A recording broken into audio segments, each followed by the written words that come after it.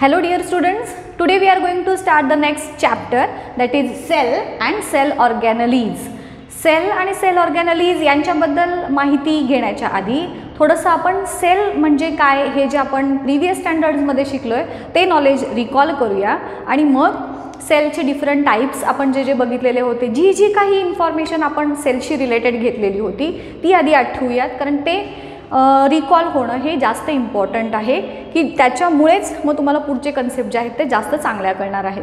So जर तुम्हाला विचारलं स्टुडंट्स की सेल कुणाला म्हणायचं किंवा व्हॉट इज अ सेल, असा जर क्वेश्चन तुम्हाला विचारलं तर are you able to give the answer की सेल कशाला म्हणतात. नॉर्मली बघा, कोणत्याही एखादी बिल्डिंग आपण कन्सिडर करूया तर त्या बिल्डिंगचं जे बेसिक ज्याला आपण फाउंडेशन म्हणतो, ती बिल्डिंग ज्याच्यावरती उभारली आहे किंवा त्याचं स्केलेटन जे आहे ते कशावरती बेस्ड असतं, तर त्याच्यामध्ये असणारे जे विटा आहेत, तर विटांच्यावरती बिल्डिंग उभी, का त्याच्या थ्रू जर विटाच ह्या बिल्डिंगमधल्या जर आपण काढून टाकल्या तर ही बिल्डिंग राहणार आहे का, तर नाही. सो ज्या पद्धतीनं आपल्या बिल्डिंगचं फाउंडेशन किंवा जो मेन स्केलेटन आहे त्या जशा विटा असतात तर तशा पद्धतीनं कुठल्याही लिव्हिंग ऑर्गॅनिझम जो आहे त्याच्या बॉडीचं जे बेसिक स्ट्रक्चर आहे ते ज्याच्यापासून बनलं आहे ती असते सेल. आपण दिसतो कसं, आपण आहोत कसं, आपल्या पर्टिक्युलर ऑर्गन्स काय काय फंक्शन्स परफॉर्म करतात, हे सगळं जे कोण डिसाईड करतं ते असते सेल. सो या सगळ्या इन्फॉर्मेशनच्या आधारे आपल्याला जर सेलची डेफिनिशन सांगायची झाली तर it is the structural and functional unit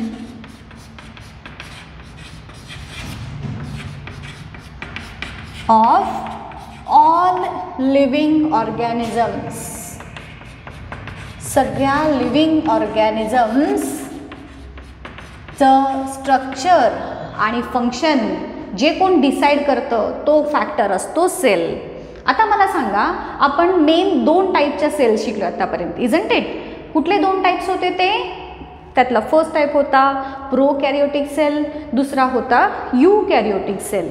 so main 2 types जर असं तुम्हाला विचारलं कुणी सेलचे तर तुम्ही सांगाल पहिला प्रकार प्रोकॅरियोटिक आणि दुसरा प्रकार यूकॅरियोटिक. आता याचं मीनिंग पण आठवूयात. प्रोकॅरियोटिक हा जो वर्ड आहे तो ह्या 2 शब्दांनी बनला आहे. That is pro means primitive, carry on means nucleus. So अशा सेल्स की ज्यांचं सेल स्ट्रक्चर एकदम सिंपल प्रकारचं आहे, त्याच्यामध्ये सेल ऑर्गॅनलीज किंवा बाकीचे जे कॉम्प्लेक्स घटक आहेत सेलचे ते ॲब्सेंट आहेत, अशा सेल्सना म्हणायचं प्रोकॅरियोटिक सेल्स, जसं की आपण किंगडम मोनेरामध्ये बघितलेले होते. त्यानंतर जे यूकॅरियोटिक टाईपचे सेल्स आहेत त्यांच्यामध्ये सेल ऑर्गॅनलीज हे प्रेझेंट असतात. सो हे 2 मेन टाईपचे सेल्स आपण बघितलेल्या होत्या. आपल्या बॉडीमध्ये देखील व्हरायटी ऑफ सेल्स प्रेझेंट आहेत. तुम्ही अजूनही 2 टाईप्स असे वेगळे सांगू शकता की plant cell, animal cells, but again basic त्याची जी आहे ती प्रो आणि यूकॅरियोटिकमध्येच. त्याला परत मग यूकॅरियोटिक सेलला आपण वेगवेगळ्या ह्याच्यामध्ये डिव्हाइड करू शकतो. आपण 8th स्टँडर्डमध्ये ह्याचं क्लासिफिकेशन बघितलेलं होतंच. सो आपल्या बॉडीमध्ये असणाऱ्या सेल्स ह्या देखील वेगवेगळ्या प्रकारच्या आहेतच, जसं की मसल सेल्स असतील, रेड ब्लड सेल्स वेगळ्या असतील, बोनच्या सेल्स वेगळ्या असतील, एग सेल, स्पर्म सेल, अशा व्हरायटी ऑफ सेल्स आपल्या बॉडीमध्ये देखील प्रेझेंट आहेत की ज्या त्याचं स्ट्रक्चर, त्याचं फंक्शन हे सगळं वेगवेगळं आहे. बरोबर. आता आपण हे सगळी बेसिक इन्फॉर्मेशन सेलची बघितल्यानंतर अजून ह्याचाच पुढचा part, that is plant cell आणि ॲनिमल सेल, ह्या दोघांच्यामध्ये असणारा फरक आणि सिमिलॅरिटीज त्या देखील रिवाईज करूयात. तुमच्या टेक्स्टबुकमध्ये 2 डायग्रॅम्स दिलेल्या आहेत प्लांट सेल आणि ॲनिमल सेलमध्ये असणाऱ्या सिमिलॅरिटीज आणि डिफरन्सेस सांगणाऱ्या. तर त्या डायग्रॅम्स तुम्हाला एक्झाममध्ये ड्रॉ करायला तर विचारल्या जाऊ शकतातच, शिवाय त्याचं नेमिंग देखील तुम्हाला विचारलं जाऊ शकतं की पार्ट दाखवतील आणि ह्या पार्टचं नाव काय, अशा प्रकारचा प्रश्न तुम्हाला विचारला जातो. सो तो देखील पार्ट आज आपण आता इथे डिस्कस करूयात. पहिल्यांदा याच्यात मी तुम्हाला डायग्राम काढत एक्सप्लेन करते, सगळ्यात बेटर राहील तुम्हाला समजायला. याच्यामध्ये बघा, सगळ्यात पहिल्यांदा आपण ड्रॉ करूयात प्लांट सेल. मी हे मुद्दामून डायग्रॅम ड्रॉ करते आहे, मला आधीच डायग्रॅम काढून तुम्हाला जस्ट पार्ट दाखवणं हे पण पॉसिबल होतं, पण ही डायग्रॅम कशी ड्रॉ करायची, त्याचे फीचर्स कसे कसे आहेत, त्यातले पार्ट्स हे जास्त चांगल्या पद्धतीनं असे तुम्हाला समजतील, म्हणून डायग्रॅम काढत काढत तुम्हाला मी ह्याचे पार्ट्स एक्सप्लेन करते. आता जसं की तुम्हाला माहिती आहे प्लांट सेल जी आहे तिचे 2 प्रोटेक्टिव्ह कव्हरिंग्स किंवा मेम्ब्रेन्स असतात. त्याच्यामधलं जे आउटर मेम्ब्रेन असतं त्याला म्हणतात सेल वॉल.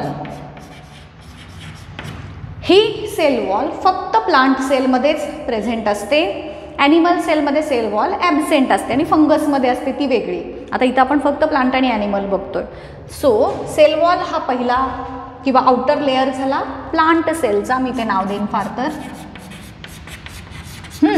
आता ह्या सेल वॉल नंतरचा जो लेअर आहे त्याला प्लाझ्मा मेम्ब्रेन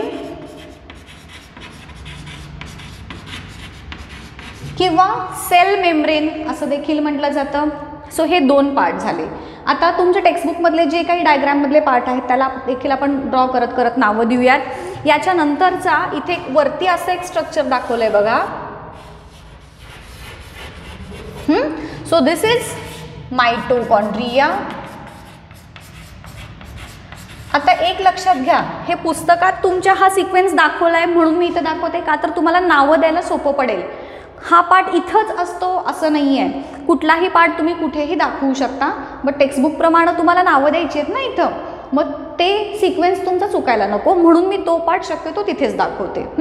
आता हा झाला मायटोकॉन्ड्रिया, ज्याला आपण सेलचं पॉवर हाऊस म्हणतो.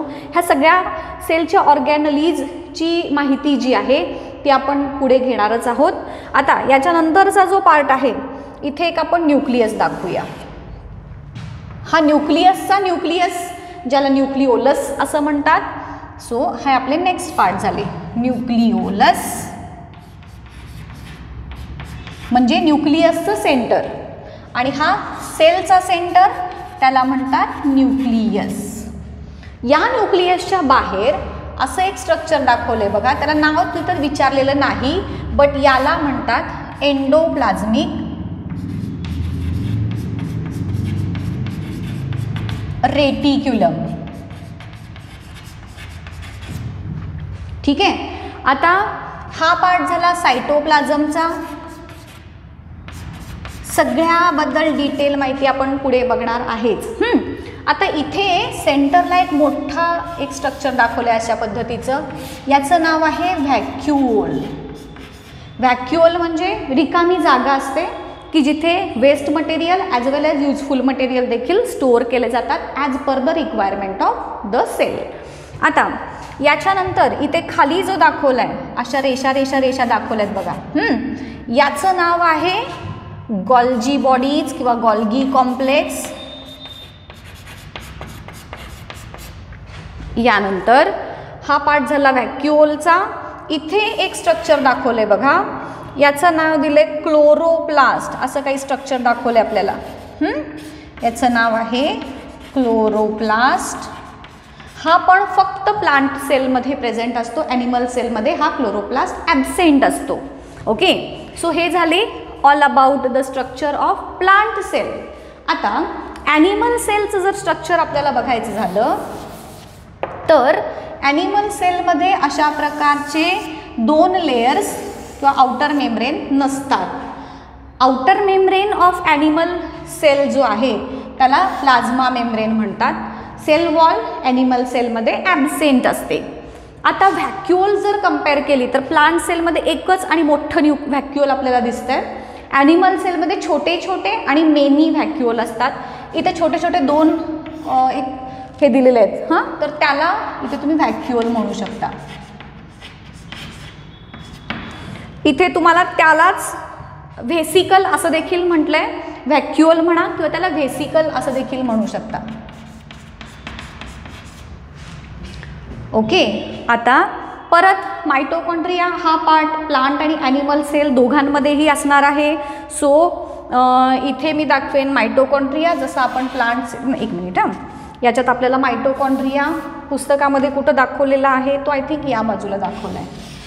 सो मायटोकॉन्ड्रिया मी इथे दाखवला. ह्याचं स्ट्रक्चर डिटेल मी तुम्हाला डायग्रॅम कशी सुंदर काढायची ते दाखवेनच. हा झाला मायटोकॉन्ड्रिया.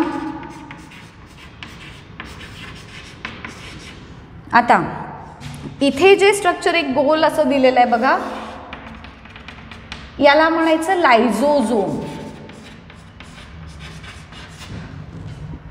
ॲनिमल बॉडीमध्ये एक्सटर्नल जे काही पार्टिकल्स एंटर करतात त्यांना किल करायचं काम, त्यांना एनगल्फ करायचं काम हे यांचं असतं.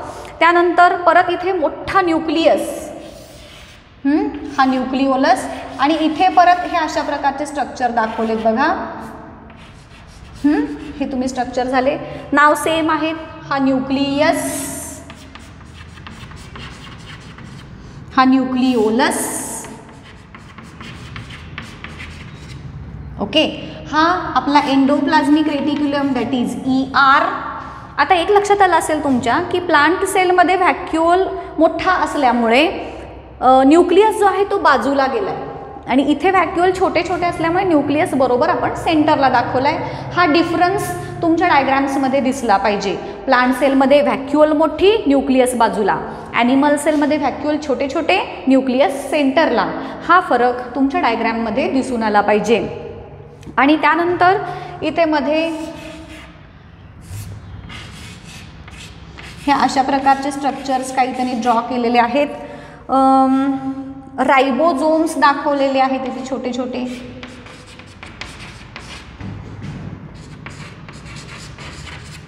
इथे न्यूक्लियसच्या वरती असे छोटेसे सेंट्रिओल दाखवलेत बघा. आता ह्या सेंट्रिओलचं फंक्शन हे फक्त सेल डिव्हिजनच्या वेळेस, म्हणजे एका सेलपासून 2 सेल जेव्हा फॉर्म होतात बॉडीमध्ये तेव्हा हे सेंट्रिओलचा रोल हा असतो during the process of cell division. So हे झाले. सायटोप्लाझम एक राहिला आपला, हा पार्ट, याला आपण सायटोप्लाझम म्हणूयात, की ज्याच्यामध्ये सगळे सेल ऑर्गॅनलीज हे प्रेझेंट असतात. सो हे झाले प्लांट आणि ॲनिमल सेलमध्ये असणारे काही कॉमन आणि डिफरंट असे ऑर्गॅनलीज. आता ह्याच्यानंतर तुम्हाला खाली एक चार्ट दिला आहे. हे डायग्रॅम आणि त्याची नावं तुमच्या लक्षात आली. डायग्रॅम पण ड्रॉ करता आली पाहिजे हां अशा पद्धतीने. सो तुम्ही हे एकदम सिम्पल वेनं तुम्हाला मी ह्या डायग्रॅम दाखवल्यात. तुम्ही असं dot dot dot dot dot dot असे मध्ये आधी तुम्ही सायटोप्लाझमचे डॉट्स असे पण दाखवू शकता. Okay, so this is plant cell, this is animal cell. आता जो तुमच्या टेक्स्टबुकमध्ये एक चार्ट दिलेला आहे त्या चार्टमध्ये तुम्हाला कोणते कोणते सेल ऑर्गॅनलीज प्लांट सेलमध्ये आहेत, कोणते कोणते सेल ऑर्गॅनलीज ॲनिमल सेलमध्ये आहेत, अशा कंपॅरिझन सांगणारा तो एक चार्ट आहे. तो बघूयात काय लिहायचं आहे आपल्याला. तर एकदम मी शॉर्टमध्ये लिहिते, आता अगदी आखून वगैरे लिहित बसत नाही. तुम्हाला फक्त कळू देत की पहिला जो ऑर्गॅनली आहे किंवा पहिला जो पार्ट आहे इट इज सेल मेम्ब्रेन. त्यानंतर इकडे आपण घेऊयात पहिल्यांदा ॲनिमल सेल आणि इकडे घेऊयात प्लांट सेल. आता सेल मेम्ब्रेन हे ज्याला आपण प्लाझ्मा मेम्ब्रेन म्हटलं, प्लाझ्मा मेम्ब्रेन त्याचं दुसरं नाव सेल मेम्ब्रेन, हे दोन्हीही मध्ये प्रेझेंट असतं. प्रेझेंट असेल तर मी पी म्हणेन, ॲबसेंट असेल तर ए म्हणेन. सो प्लांट आणि ॲनिमल सेल दोघांमध्ये देखील सेल मेम्ब्रेन प्रेझेंट असतं. त्यानंतर दुसरा आहे सेल वॉल. सेल वॉल हा फक्त प्लांट सेलमध्ये प्रेझेंट आहे, ॲनिमल सेलमध्ये ॲबसेंट आहे. आता नेक्स्ट आहे सेंट्रिओल. जसं तुम्हाला मी मगाशी सांगितलं प्लांट सेलमध्ये ॲबसेंट आहे, ॲनिमल सेलमध्ये प्रेझेंट आहे. सेल डिव्हिजनच्या वेळेस ह्या सेंट्रिओलचा रोल हा महत्त्वाचा असतो. त्याच्यानंतरचा दिलेला आहे ऑर्गॅनली प्लास्टिड. प्लास्टिड म्हटलं की प्लांट लक्षात ठेवायचं, plastid plant, plastid plant. So plant सेलमध्ये फक्त प्रेझेंट असतात, ॲनिमल सेलमध्ये प्लास्टिड्स ॲबसेंट असतात. जे ग्रीन कलर वगैरेचे असतात आपण पुढे बघायचंच आहे, क्लोरोप्लास्ट वगैरे. सो हे प्लास्टिड फक्त प्लांट सेलमध्ये प्रेझेंट असतात. त्यानंतर येतो पाचवा एंडोप्लाझ्मिक रेटिक्युलम. नाव जरा 10 वेळा 4-5 वेळा मनात म्हणा एंडोप्लाझ्मिक रेटिक्युलम. याला शॉर्टमध्ये ER असं रिप्रेझेंट केलं जातं. त्यानंतर आहे व्हॅक्युओल सांगणार आहे मी कुणात आहे कुणात नाही, त्याची पण एक ट्रिक आहे, म्हणून मी आधी सगळं लिहून घेते आणि मग सांगते. त्यानंतर येतो गॉल्गी कॉम्प्लेक्स किंवा ज्याला गॉल्जी कॉम्प्लेक्स असं देखील म्हणतात. गॉल्गी म्हणा किंवा गॉल्जी म्हणा, गॉल्जी कॉम्प्लेक्स. आणि नंतर येतो मायटोकॉन्ड्रिया. सो हा तुमच्या टेक्स्टबुकमधला चार्ट आहे. स्टुडंट्स, ह्या एंडोप्लाझ्मिक रेटिक्युलम, व्हॅक्युओल, गॉल्जी कॉम्प्लेक्स आणि मायटोकॉन्ड्रिया हे सगळेच सेल ऑर्गॅनलीज प्लांट आणि ॲनिमल सेल दोघांमध्येही प्रेझेंट असतात. सो 8पैकी पहिले 4 आहेत ते थोडे वेगळे आहेत, बाकी पुढचे 4 आहेत ते दोन्हीमध्ये देखील कॉमन आहेत, दोघांमध्येही प्रेझेंट असतात. सो ह्या पद्धतीनं लक्षात ठेवा. सेल मेम्ब्रेन तुमच्या माहितीच आहे की फक्त प्लांट सेलमध्ये प्रेझेंट असतं, दोन्हीमध्ये प्रेझेंट असतं. सेल वॉल फक्त प्लांट सेलमध्ये प्रेझेंट असते. सेंट्रिओल फक्त ॲनिमल सेलमध्ये. प्लास्टिड प्लांट सेल प्लास्टिड असं लक्षात ठेवा, फक्त ह्याच्यात प्रेझेंट असतं आणि बाकीचे सगळे दोन्हीमध्ये देखील प्रेझेंट आहे. सो ह्या पद्धतीनं ही ट्रिक यूज करून तुम्ही हे सगळे सेल ऑर्गॅनलीज कुठं आहेत कुठं नाहीत हे लक्षात ठेवू शकता. सो आजच्या लेक्चरमध्ये आपण काय काय बघितलं. सेल कशाला म्हणायचं, सेलचे टाईप्स, त्यानंतर प्लांट सेल, ॲनिमल सेल ह्याची डायग्रॅम कशी ड्रॉ करायची, त्याचे पार्ट्स कसे लक्षात ठेवायचे, कसे दाखवायचे आणि कोणते पार्ट्स कोणत्या सेलमध्ये आहेत किंवा नाहीत हे ट्रिकचा यूज करून कसं लक्षात ठेवायचं हे तुम्हाला सांगितलं. लक्षात आलं तुमच्या सगळ्यांच्या? ओके. सो इथंच थांबूया. त्याच्या लेक्चरमध्ये आपण नेक्स्ट लेक्चरमध्ये आपण सेलमधले वेगवेगळे जे ऑर्गॅनलीज आहेत, जे आत्ता आपण ही नावं बघितली, त्या प्रत्येक ऑर्गॅनलीची 1 बाय 1 इन्फॉर्मेशन पुढच्या लेक्चरपासून स्टार्ट करूया.